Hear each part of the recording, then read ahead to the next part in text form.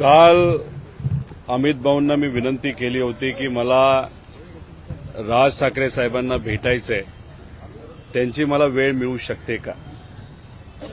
लगेचच राज ठाकरे साहेबांनी वेळ दिली, कारण त्यांनी मला विचारलं होतं की काय विषय. मी म्हणलं अजितदादांच्या बाबतीतलं जी काही ऍक्सिडेंट झालेला आहे, घातपात जो कुठला झालाय, त्याच्याबद्दलची माहिती आपल्याला मला द्यायची आहे.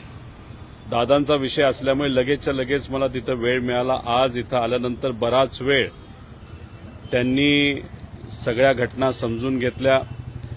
जी काय माहिती मी घेऊन गेलो होतो ती पूर्ण माहिती त्यांनी समजून घेतली, आणि ती माहिती समजून घेतल्यानंतर बोलत असताना त्यांनी सांगितलं की महत्वाचा विषय आणि सगळ्यात महत्वाचा प्रश्न एवढाच आहे की FIR पोलिसांनी का नाही घेतला.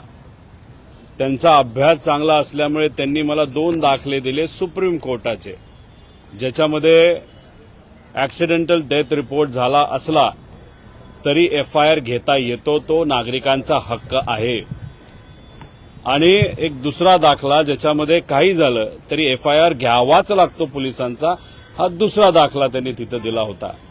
त्यामुळे त्यांनी एकच प्रश्न केला की या महाराष्ट्रामध्ये एका व्यक्तीचा, एका मोठ्या नेत्याचा, महाराष्ट्राच्या देशाचा नागरिकाचा जर FIRच होत नसेल तर ही अतिशय दुर्दैवी गोष्ट आहे.